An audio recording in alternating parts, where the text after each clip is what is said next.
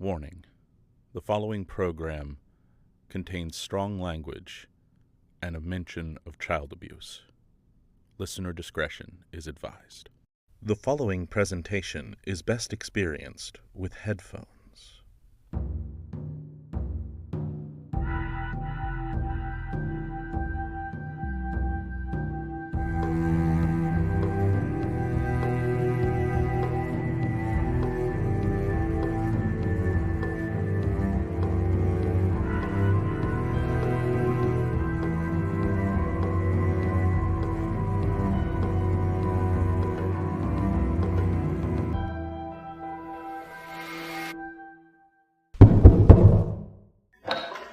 Hello, honored guests. Please follow me quickly. Today seems like it might be a momentous day. Grand Master Emrys has been buzzing with excitement all day, and just hours before your arrival, the catacombs opened up.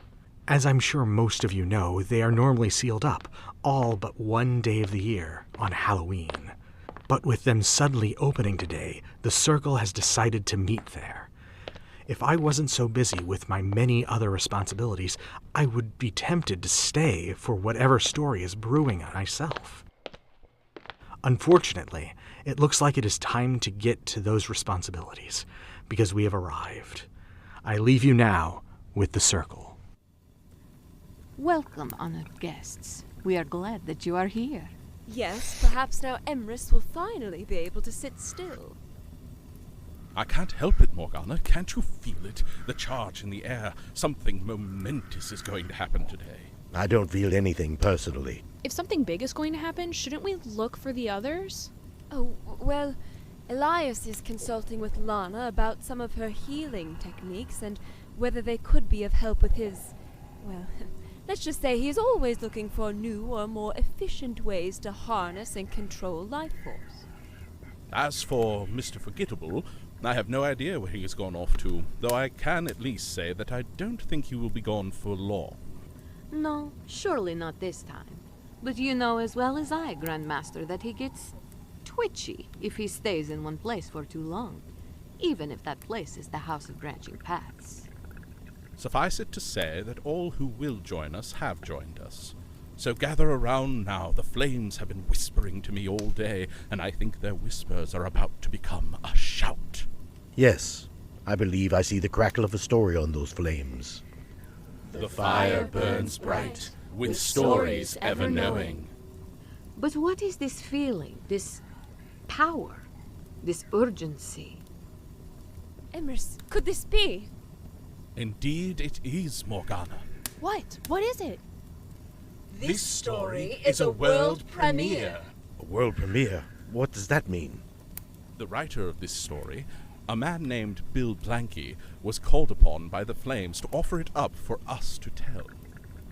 A calling that is only possible when a new writer sits among our circle. You mean me? I do indeed. I witnessed many of these when last I was here, but I did not know it was the mortal author's presence that brought them to us. Yes, and without them it has been a long time since we have had a story this vibrant and alive. Honored guests, it is our great pleasure to present to you, For the first time ever, Voices from the Grave. This is exciting, honored guests. I have no idea what to expect.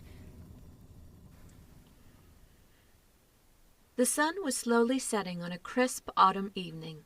The sunlight angled through the branches of the many trees at the peaceful rest cemetery.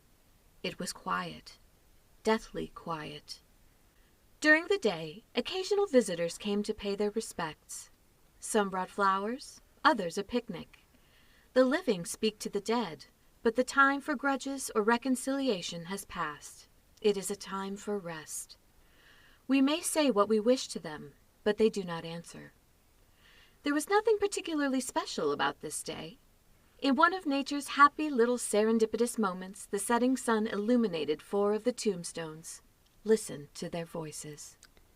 In loving memory, Abigail Brandt, March 1st, 1926 to February 28th, 1995. Beloved wife, mother, and grandmother. Johnson. Robert, November 2nd, 1950 to December 9th, 2010. Doris, August 9th, 1954 to July 7th, 2015. Married April 7th, 1972. Together forever. Andrew Pennebone. Drew. Gone too soon. September 6th, 1997 to August 23rd, 2015. Right on, brother. William Joseph. Navy veteran, police officer, husband, father. February 19th, 1950 to June 18th, 2020. Patriot. Bob, are you awake? Of course, my love. What's on your mind? Do you think the grandkids will remember us? I think they will. We spent a lot of time with them, and more than a little money. We did love to spoil them. I guess people don't visit the cemetery as much as they used to. I can remember when I was growing up, my parents would take us on Sunday after church. We would change the flowers on Granny and Gramps' grave. Dad would look somber, and Mom would cry. We would all sit quietly for a while, and then we would go home to a house filled with the scent of the wonderful dinner that my mom had cooked all day. My parents never spoke of it. It was like they felt they could ward off death by ignoring it, pretending it didn't happen. My dad showed affection in little ways. We would play catch and talk about sports. Sometimes he took me fishing. He didn't say it often, but I knew he loved me. Mom said it all the time, kind of like you. I hope I said it enough. I really wanted the kids and the grandkids to know how much they were loved. My darling, even if you had never uttered the words, every person in our life knew you loved them. You said it in 1,000 ways. You never forgot a birthday or anniversary. Every holiday the house was decorated and filled with the scent of something wonderful coming from the kitchen. You fussed, fretted, and filled every belly that crossed the threshold. You listened to everyone's problems and helped where you could. I never once doubted your affection. You helped and guided me, even when I didn't ask you to. We saw some hard times, but it was never too bad, because at the end of the day, I knew that you loved me. To be in your life was to be loved. Oh, in a lifetime of saying wonderful things to me, I think those may be the most beautiful words you have ever spoken. If we lay here talking for eternity, I don't think it would be long enough for me to tell you how much I love you. I do wonder, though, why we can still speak to each other. Mind you, I'm not complaining. I just never imagined our late-night chats would continue after we were gone. It feels natural, not like something bad. The only time I feel guilty about it is when the others around us have visitors. It kind of feels like eavesdropping on something very personal. Doris Johnson, if the good Lord saw fit to allow us to bear witness to something so private, it's not our job to question him. His will be done. Amen. Have you heard anything from Abby? She hasn't had much to say since her last visitors. Yeah, she's been quiet.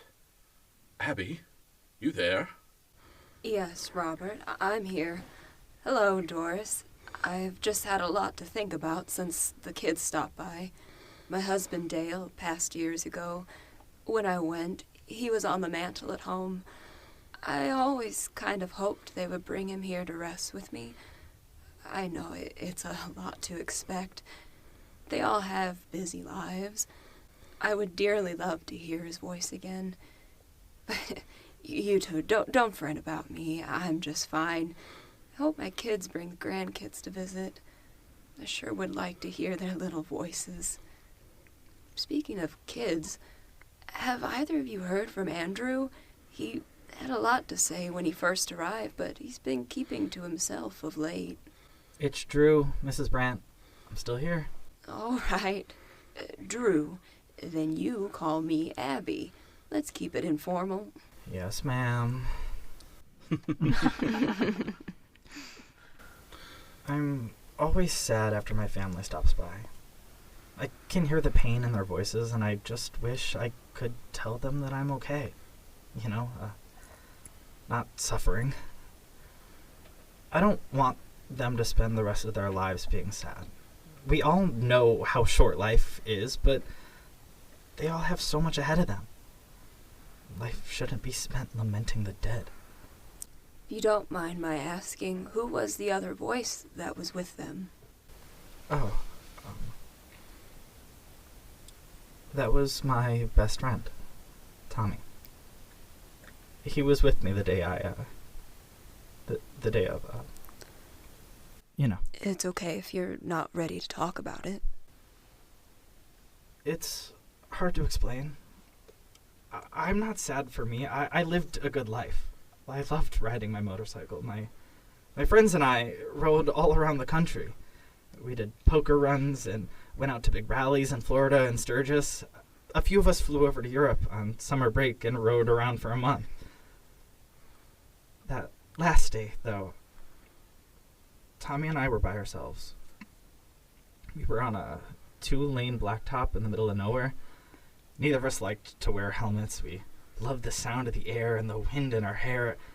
I never felt more alive than when we were riding.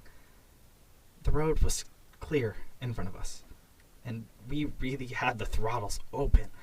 I don't know how fast we were going. We were surrounded by a sea of corn. The sunlight was flashing between rows as we rode by them. We didn't have a care in the world. I never saw the tractor that pulled out in front of me, but for the briefest time, I had the sensation I was flying. When I came to, Tommy was kneeling over me. He was crying so hard. He kept telling me it was going to be okay. I wanted to comfort him. It's funny. I knew I was dying, but I wanted to comfort him. When he visited the other day, he said he didn't ride anymore. He said it made him sad. The only pain I feel now is that the people I love are suffering because I'm gone. So, what about the rest of you? If you could speak to someone again, who would it be and what would you tell them? My husband, Dale, my parents, grandparents, grandchildren. The list is too long. I was alone when I passed, asleep in bed. I was dreaming, and I was here. There was too much that went unsaid. You think you have time to say all the things that you need to. I guess that's what I would tell them. Say the things that need saying. Tell people you love them. Let go of your grudges. Work through your differences. Travel to all the places you can afford. Eat all the delicious meals you want. I know they seem like simple sentiments, but they all seem so important now. I would tell my parents that I was resting well. I am at peace. I don't want them to be sad when they think of me. I'd tell them to remember all the good things from my childhood. All the Christmases, birthdays, and the simple days spent silently sitting with each other. I had a good life, and I want to be remembered that way. I would tell Tommy to ride again, and think about me when he did. That would make me truly happy. Is it okay if I talk about it, Bob? It's all right with me, hon, if you're comfortable with it. Bob got sick. Really sick. He was in the hospital a lot. You were right by my side, day and night. He had always been so strong, especially when I couldn't be. He was the one that carried me through the rough patches in life. I didn't know what to do when the person that was always there for me was the one that needed to be cared for. We spent that time talking. We reminisced about all the good times we had and the life we lived. I knew I was going to lose him, and I had so many things to say. I was worried he would be gone before I said it all. He faded so fast, and then he was gone. I felt so lost without him. Those last 5 years were the longest of my life. I never dreamed that I would get to speak to him again. We're here now, darling. I think we've said all that we need to say. I wanted to be your big, strong, handsome man. It was hard sometimes, pretending to be okay. The truth of it is, if I had it all to do over again, I wouldn't change a thing. Trust me when I tell you, there are worse ways to die than being next to the people you love. Isn't that right, Drew? I agree, Mr. J. Hey, Mr. J, I like that. I wondered for a while if it was regret that, kept us all here. If I'm being honest, I can't think of one. I spent my life with the woman I love, and she loved me back. We had a family and watched them grow. Of course, I would have loved to spend more time with the grandkids. I think they will be fine. Their parents are good people, and they will raise them right. I would like to think they will miss us, but doesn't that mean we did things right? They'll feel our absence. From the fourth grave, a gruff noise was heard. They had never heard a sound from him, and all had assumed he had moved on. They heard his voice for the first time. It sounded angry and conflicted, and stood out in stark contrast to all the others. I have too many regrets to count. I left a trail of hurt feelings and broken lives.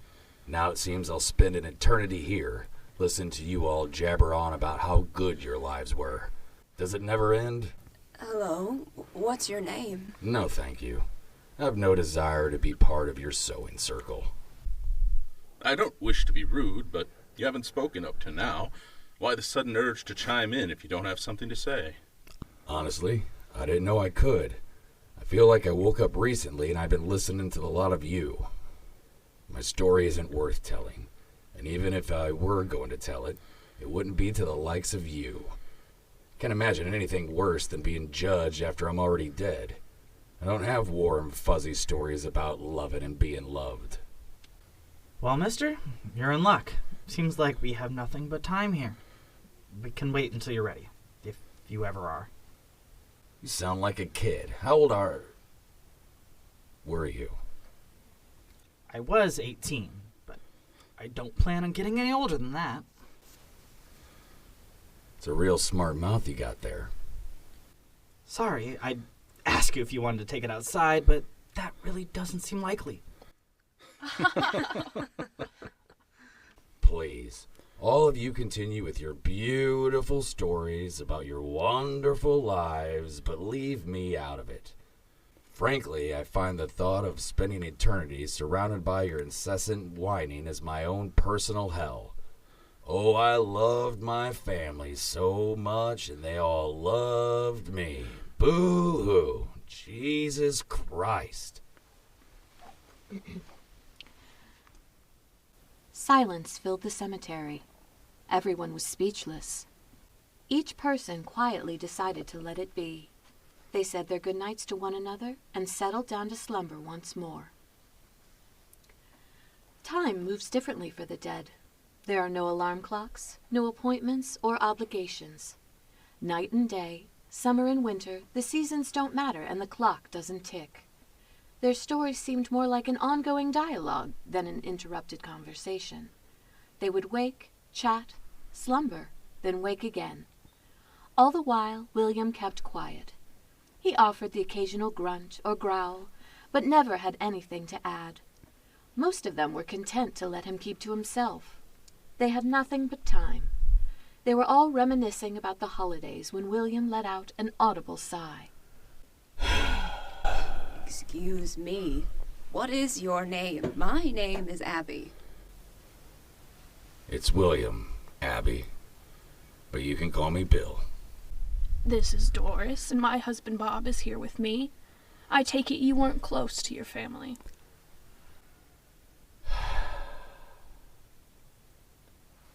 So this is how it's gonna go. I'm gonna spend my time being questioned like a common criminal. Seems fitting. I was a cop for over 20 years. Chief of police, as a matter of fact. Police officer? That's hard work. Did you like it? Parts of it. I liked feeling like my job made a difference. I helped keep people safe. There's a lot of stress. Cops live hard lives. Lots of my friends had heart attacks, and most of us were divorced. Were you married? Twice. My first wife and I were married 17 years. We had 4 sons, but one died when he was 3 months old. SIDS, they called it. I tried to move on for years, but my wife could never move past it. The other 3 boys were good boys. I raised them to be respectful of their elders and the law. They were good kids, no trouble. That is, not until their mother and I separated. Then they all rebelled. They stayed with their mom, but she couldn't wrangle them. Drugs, alcohol, fights, the whole deal. Billy, the oldest, was the first, and the other 2 followed suit. He had a smart mouth and a short fuse. He got beat up a lot. Must have been hard for you to watch. I didn't know what to do with him. He was so angry all the time. Got a call from their mother one afternoon. She said Billy was drunk and she didn't know what to do with him. He was mouthing off and needed me to come over. I showed up in my uniform, slammed my walkie-talkie down on the table and asked him what his problem was. He said he wouldn't have any problems if I wasn't off living with my bitch. Brought my knuckles across his jaw, but he came up swinging. Caught me off guard. My son, the one named after me, wanted to fight me. Like most of his fights, it didn't go well for him. I was 3 times his size and put him in a chokehold against the wall. I watched him go unconscious. When he woke up, I told him to get up off the floor if he thought he was a man. He told me if it weren't for me, he wouldn't have to be a man. He couldn't go to school for 3 days because of his injuries. We didn't talk for a long time.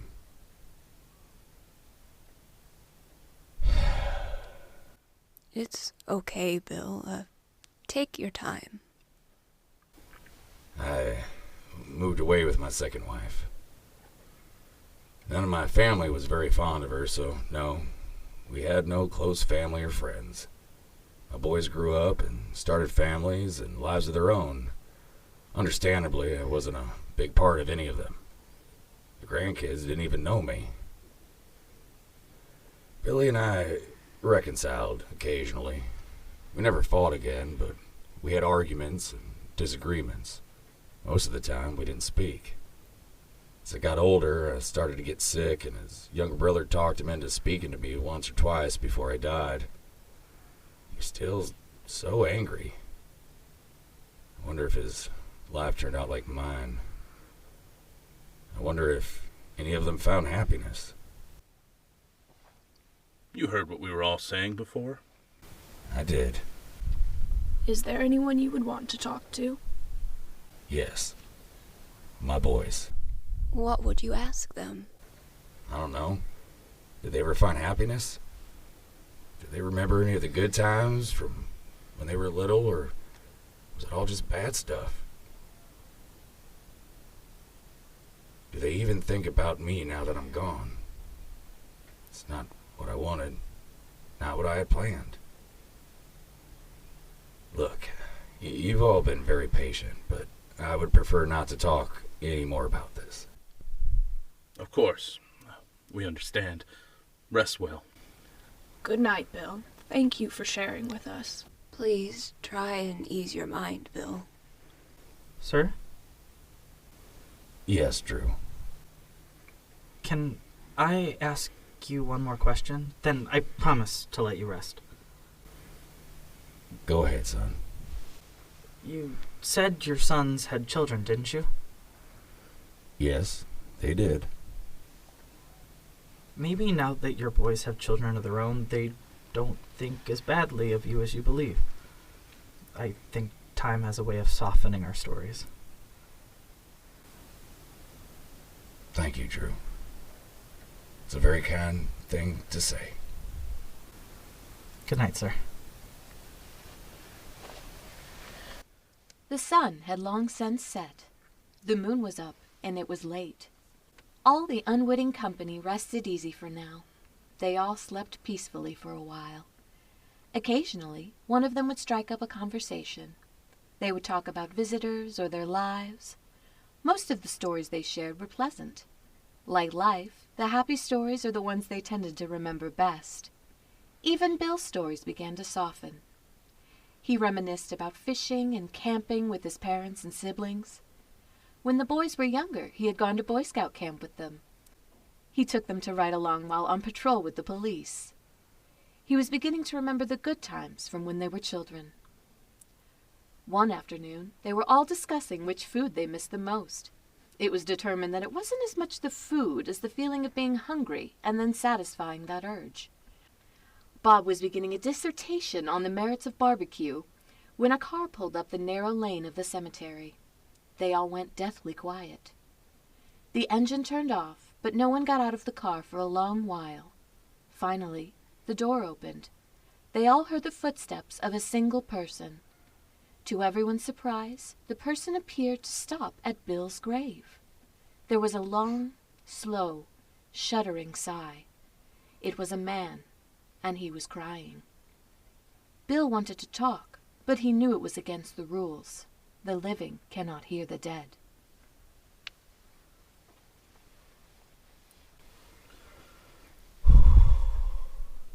Dad, it's me, Billy.